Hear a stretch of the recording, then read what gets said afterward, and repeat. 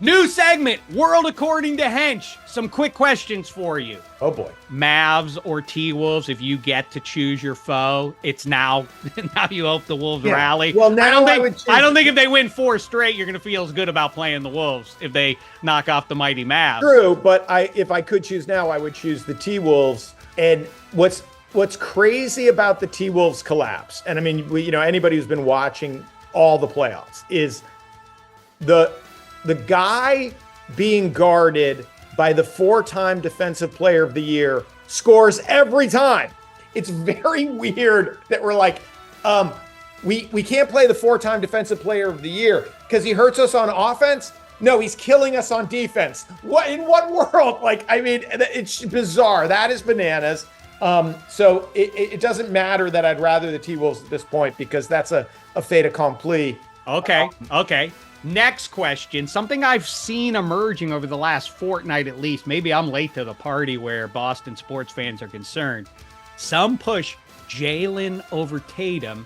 How says Hench? Well, I mean, I think he definitely deserved MVP in the conference. Okay, I'm not talking about the deeds of the last 4 games. I'm talking about this thing like, hey, everybody, I don't know if you've noticed it. Jaylen Brown is the best player on the Celtics. Agree or disagree? Disagree. That's recency bias nonsense. Well, I agree, but I've just been hearing it from No, I mean, look, Tatum's a curious player because what we expect of our superstars is, end game over Craig Elo, over Brian Russell, right? Game-winning shots. And, Tatum is not a great shooter. He's just not a great shooter. There's no statistic you can point to that shows that Tatum, that the best part of his game is shooting the basketball. Luka or Bird? Hench, how say you? Please. Come on. Okay, well, I wanted to hear your thoughts on this because there are some people at, recency bias. I always say, let's not genuflect to the olds too much, just like the youngs do the recency bias thing too much. And this one stood out pretty obviously to me, but I did feel there was more momentum behind Brian McFadden saying that Luka is perhaps better than Larry Bird.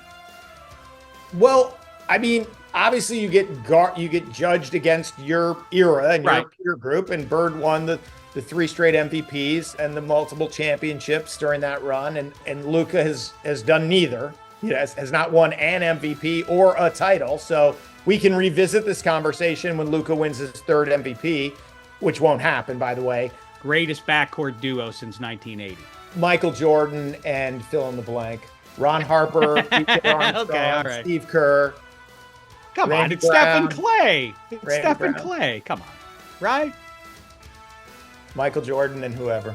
Okay. I'm sticking with it.